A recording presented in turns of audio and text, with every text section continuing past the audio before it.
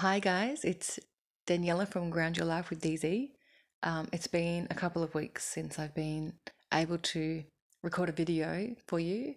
Um, I've had my husband and 6-year-old over in New Zealand, and I've just been home alone with my 1-year-old and haven't had a lot of time to record. Um, she's just asleep at the moment, but often when I do record, I need to project my voice and be a little bit louder, and I don't like to wake her up, but I think she's in a deep sleep. I just wanted, there's been many, many things that have occurred over the last couple of weeks, and I'll probably do another video of my dreams, some really intense dreams that I've had. I think that I'll make that a separate video. The video today, though, is about predominantly about signs from the universe, signs from my higher self, and messages, and funnily enough, via number plates, a lot of things via number plates, but it goes along the theme of my husband and 6-year-old going to New Zealand. So I just wanted to recap on what happened in the sort of few days or week prior to them leaving. So they actually left last Thursday and they're due to be back today. So it was really an interesting course of events. So probably in the months leading up to them going, so I couldn't go due to my medical choices. I'll leave you to elaborate on that, but I wasn't able to go to New Zealand, and we decided that I would we'll have my 1-year-old remain with me, just because it was probably going to be pretty full on for my husband to have both of them. So unfortunately, they didn't get to meet her or his family. He's from New Zealand. But anyway, in the lead up to him booking the tickets and everything, I saw the same number plate near where I live. There must be a number plate that has this number plate, because I saw it in several times, probably 3 times I saw it. And I'm just going to hold it up. It said, and I had to write this in mirror image, 1NZ, I'll just say 1NZ 2NO. And my take on that was 1 should go to New Zealand and 2 shouldn't. And so when I kept seeing this number plate, I said to my husband, I think it's a sign that you should probably, maybe you're supposed to go on your own. Like, you're not supposed to take our son. Something might happen. Maybe you get stuck there, you can't come back. There'll be new isolation rules, whatever it is, right? And that was the first course of events with the number plates. Okay, then it got to about 5 days before they were about to leave. So they left last Thursday, and it was the Saturday of the week before. So 5 days before. Saturday night, I think it was. My husband texted me, and I was actually at a course, and he texted me and said, does our son have a passport? No, he had a passport because he's been to New Zealand before when he was only about 1 or 2. And I wrote back and said, yeah, he's got a passport, but I don't know when it expires. Didn't you check? Because he was involved in booking everything. I wasn't really involved in it. I went home that night and I checked the passport, and it expired in January. So basically, and there's nothing open on a weekend. You know, the Australia Posts aren't open, nothing's open, the passport of it's not open, you can't even call anybody, all the hotlines are closed. So he went to his work and he printed off the forms from the passport, Australian passport form, filled it out. I helped him do it all, and we got some photos done at the Officeworks because they do it on the weekends.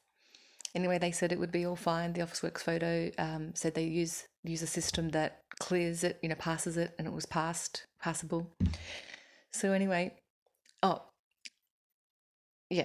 So then he goes to the Australia Post on the Monday morning, and we're told that, because from what we'd read, there was like a 48-hour service, like a 2-day service. You could pay extra. You pay an extra, like nearly $300, and they process it within 48 hours, and then that would allow him to pick it up on Wednesday to travel on Thursday. Anyway, he gets there first thing, it opens at 8:30 or whatever, and he gets there at like 8 o'clock, and the lady says to him, sorry, we can't accept this form because a few millimeters on the bottom of the form is cut off, and it's got like some coding, so it's basically invalid. here's another form. So he rushes home. I was there waiting to sort of help out. He's like, we've got to fill out another form. So, and we'd already had the photos with a guarantor signed of the photos, so it was all that kind of stuff as well. And we'd used a friend, but then that person had gone to work, so we couldn't use them anymore. So I said to him, okay, we'll get the neighbour to do it. They just signed that it was my son, that they'd known him for at least a year. Redid the form, take the same photos, which the lady at the passport never said was a problem before. She says, okay, yep. And by this time it's about, I don't know, 10:30 or something, and you have to get it in by midday. So there wasn't a lot of time. Otherwise, the 48-hour service doesn't apply. So she then says, oh, yep, the form's fine. This form's great. Everything complying on the form, but not the photos. And he's like, but we got them, not certified, but we got them from Officeworks who said they would pass. Sorry, not so. Have to get more photo of your son. But he's at school because we took him to school, and I had said to my husband, I have this feeling you need to take our son with you to the Australia Post, because I have this feeling he just needs to be there. And my husband's like, no, he doesn't need to be there. So what does he have to do? Go to the school, pull him out of school, go get a photo, another passport photo. Then we have to come home, redo the whole guarantor thing, get the neighbour to sign it. So, you wouldn't believe it. He goes back to the Australia Post, and it's at this time, I don't know, something like 11:30, and they say, look, we're concerned it's not going to be fast enough. You should just go into the city to the rapid passport office. So my husband gets in the car and goes into the city, but he gets there at 12:30, and they say to him, yep, everything's fine in the forms, but you're after 12, so it won't be processed till the next day. And we're thinking, well, he needs it because they had to be to the airport at like 9 a.m. on the Thursday. So it needed to be ready by the Wednesday afternoon. And they're like, we can't guarantee. So while that's all going on, everyone's stressing about whether they're going to be able to make their flights. And they had to get also a supervised RAT test or a PCR test as a pre-flight departure test.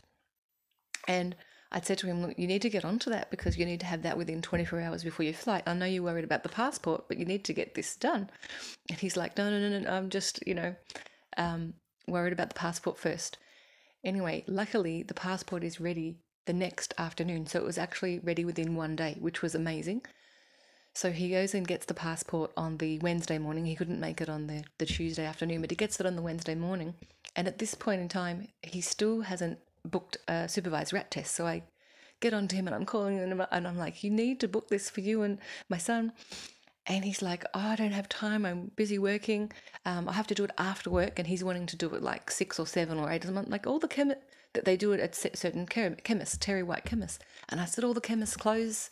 A lot of them close at 5 or 6, Anyway, I said to the universe, what time should I book in this supervised RAT test? I'll call a few of these Terry White chemists. The local one didn't do it, but there was one in South Morang that did it. And you wouldn't believe it, but the number plate, I was parked. I was making a phone call as I was parked at a shopping centre. And this is the number plate.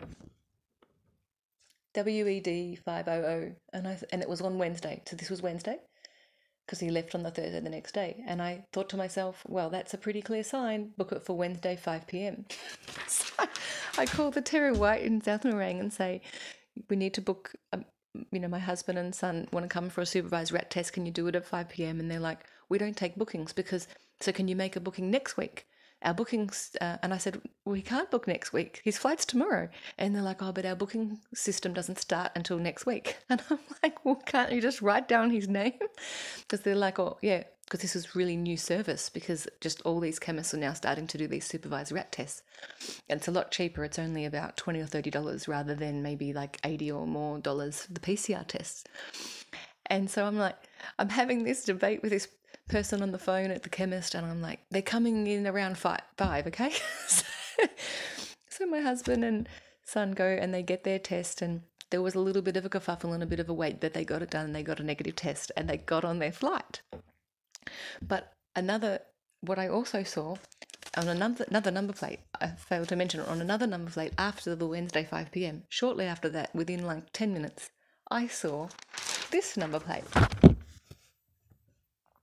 Now the numbers in the front, the letters in the front, I can't remember. So there was some letters or numbers in the front, but the last three letters were ISO.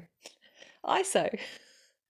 And I thought, oh my goodness, this is before they'd had the test, and I thought, oh my goodness, they're going to be in 7 days isolation. What I wanted to bring this message for is because I was worried about the negative, but when I saw that ISO, I went, you know what? No, you form your reality. You create your reality.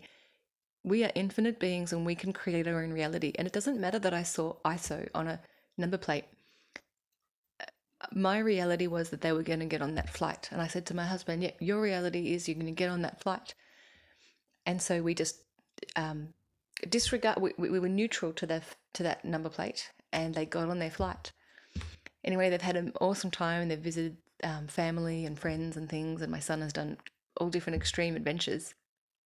And anyway, to finish the story, they were supposed to be on a flight right now. So it's Good Friday here in Melbourne, Australia, and they were supposed to be on a flight at 3 p.m. Queenstown time. So Queenstown in New Zealand and the South Island, which is 1 p.m. Australia time. They're 2 hours apart. So they were supposed to be on a flight right now from Queenstown to Auckland to then come back to Melbourne. And literally an hour ago, my husband sends me a text message of a photo of him and my son in front of a helicopter on a mountain, on a big mountain sort of area, like the Remarkables or something near Queenstown. Or they were travelling, they were getting his dad to drive them 2 or 3 hours from Tapanui, which is further into the South Island. And so they left this morning, early in the morning, and they were driving there, except, I don't know, they mustn't have made it to the airport or something, because I've got this now photo of him and my son in front of the helicopter, with the only thing that my husband sent is a text message saying, I'll tell you about it later. And so I'm trying to call him and text him and saying, what do you mean? And he hasn't responded, and he's not picking up. So I have no idea where they are, where they've gone. Are they going to get on a flight? I don't know. And I just really hope that they're not stuck in New Zealand for longer, because I'm obviously missing them and want to see them, especially my 6-year-old son. So maybe watch this space. I'm going to make another video of my dreams and the crazy intense dreams and symptoms that I've had in the last week while they've been away. I've had the most crazy dreams. So that will be coming shortly. Bye.